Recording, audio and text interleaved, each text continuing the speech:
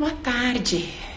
Faremos uma live agora com a super Paula Cassanho Vaz sobre maternidade. Vou esperar ela entrar para eu chamá-la.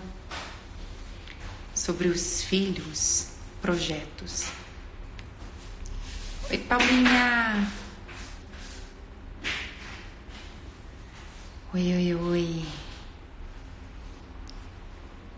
Será que a Paulinha... Aí, ó. Pronto. Vou acenar e vou chamar ela.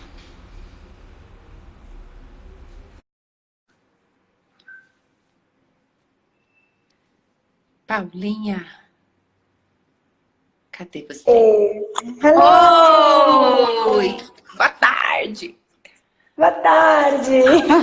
Que delícia! Tô aqui no teu quarto, tá? No teu quarto prudentina. Ai, no meu quarto de Prudente, pronto. Adorei. Ótimo. Eu tô aqui no teu escritório. E hoje, ó, aproveita que tá arrumado. Ó. Oi, sim, hein? Espalhado. Adorei! Não, fechamento de ano é a glória, né? Tudo vai pro lugar, menina. Você viu? Tudo. Até as gordurinhas. Até os músculos vão pro lugar. Claro, óbvio. Não sei como que eu troquei as palavras.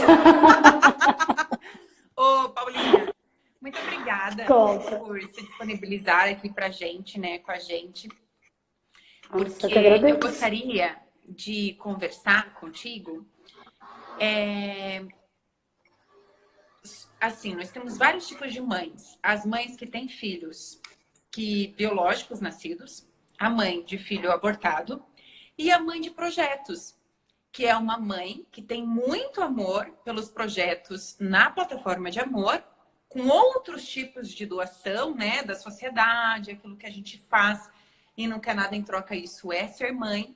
E a mãe de projetos, que é o que eu quero conversar contigo. A mãe de projetos, ela ama os projetos, mas ela também tem que encarar esses projetos na plataforma de dinheiro, status e poder.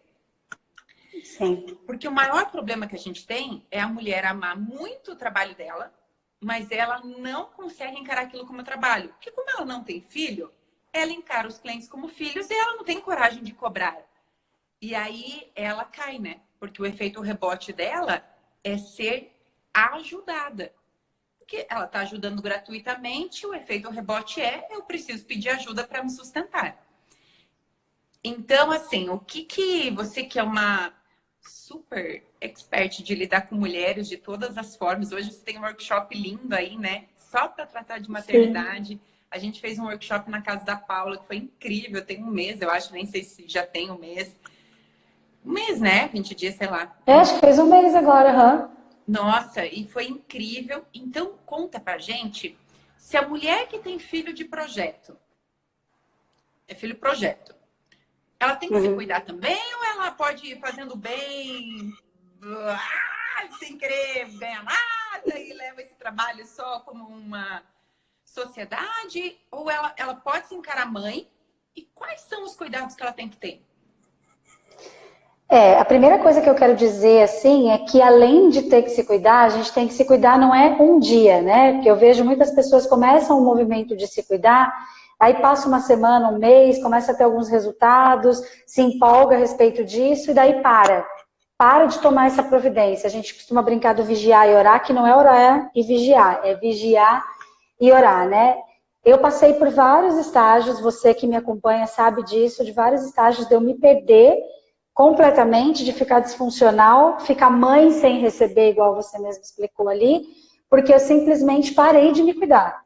Então, hoje eu vejo a diferença, né? Toda vez que eu estou produtiva, que eu estou adequada e assertiva na minha relação comigo, com os meus vínculos de família de origem, com os meus vínculos de família atual, com os meus amigos e, ao mesmo tempo, com as minhas relações de trabalho, é porque eu estou me cuidando. E o cuidado envolve a meditação das 5, envolve você fazer o exercício físico, você ver o exercício físico atuando no teu corpo, que é uma coisa gloriosa. Eu estou passando muito intensamente por isso, então eu estou, sabe, com essa energia vibrando e arrepiando o corpo, assim?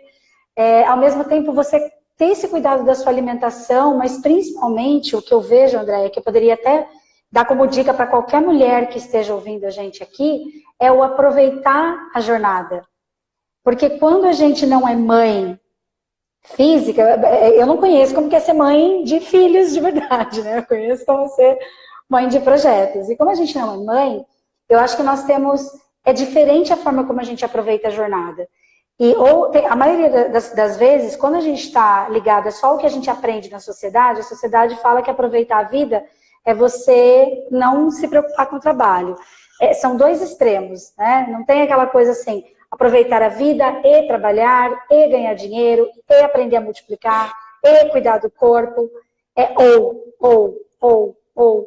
Não, E né? quando você entende que é você vive uma libertação. E você pode se divertir mesmo, todos os dias, ao mesmo tempo que você trabalha, cuida dos seus projetos e cuida dos seus vínculos. Acho que de uma forma geral, isso é o principal, assim. E você me falou uma coisa agora, nos falou uma coisa tão importante, porque assim, eu sou mãe de 3 crianças, 2 nascidas, uma que não nasceu, e eu tenho centenas de projetos rolando, né? E aí a maternidade me mudou muito, a maternidade de filho nascido, porque eu preciso respeitar o tempo daquela criança. Eu estou dentro da minha família atual e ele está dentro da família de origem dele. Só isso já é uma distância gigantesca sobre a nossa realidade.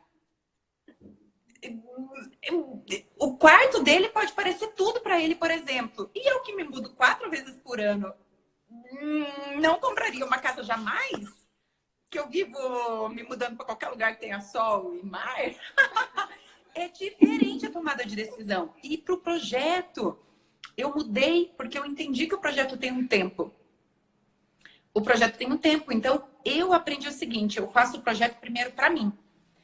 Nós teremos o pré-lançamento amanhã do projeto mais lindo do ano, que foi a união de todos... Ai, a união de todas as pesquisas... Olha, eu choro, menina. Eu tô igual... Eu vou chorar junto aqui. Eu tô com a equipe lá do marketing, são só homens, né? Aí eu mando e choro. E falo, ai, gente, tá tão lindo. Porque a gente... Eu faço primeiro para mim, né? E eu vejo que você também faz por você. Esse é o primeiro caminho, eu acho que é do amor. Depois, o público que está alinhado com a tua arte, ninguém ficou 3.000... Eu estudei 3.000 horas esse ano para fazer o Projeto Mãe. Quem ficou 3.000 horas estudando a maternidade? É muito mais fácil entrar num projeto que já está acontecendo. Essas mulheres que vão aí hoje, há quantos anos você estuda, Paulinha? Desde o primeiro dia da psicologia. Faz quantos anos? 15?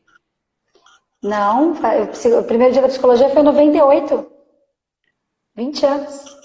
20 anos. Então, essas mulheres que Quase vão para 20 ti anos. hoje, que você vai fazer por amor a você, que isso é a maternidade, elas não ficaram 20 anos estudando. Você estudou. Então, as mulheres, elas têm que entender que isso tem muito preço. Tem muito valor, né? Né? E você falou isso, eu fiquei pensando na questão da congruência, né? Que a congruência é quando você faz o que você prega. E quando você vive essa entrega no dia a dia e você realmente ama aquilo que você faz, é muito simples você entrar nesse valor de fazer aquilo que você prega todos os dias. E aí eu acho tão incrível isso, porque eu acredito que seja assim com os filhos também, que fala-se que a gente educa por exemplo, né?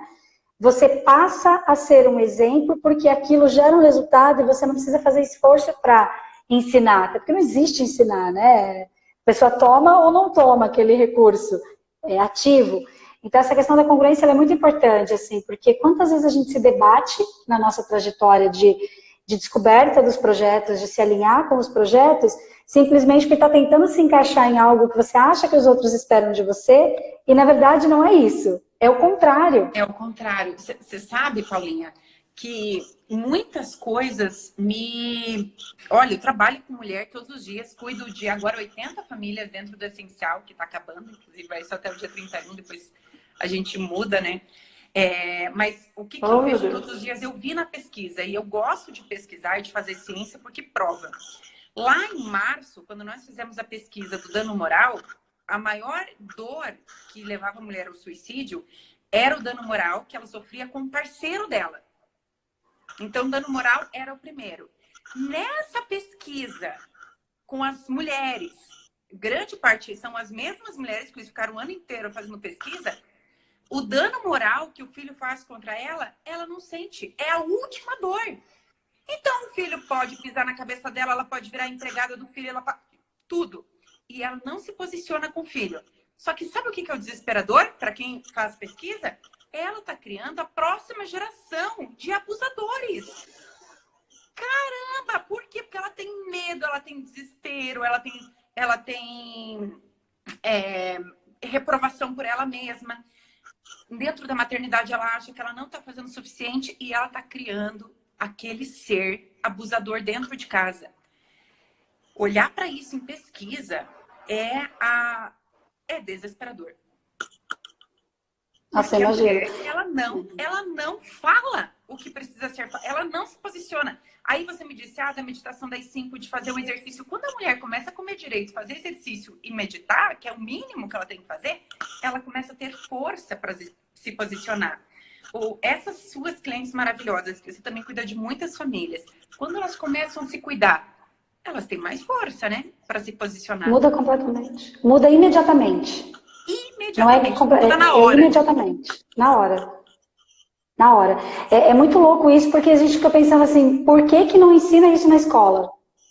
Por que não ensina isso todos os dias, em todos os lugares? Isso tinha que ser multiplicado de uma forma absoluta, assim, porque salva vidas, literalmente salva vidas. E não salva no sentido da vaidade de, a Andréia, a Paula, as pessoas que trabalham com isso são salvadoras. Não, não.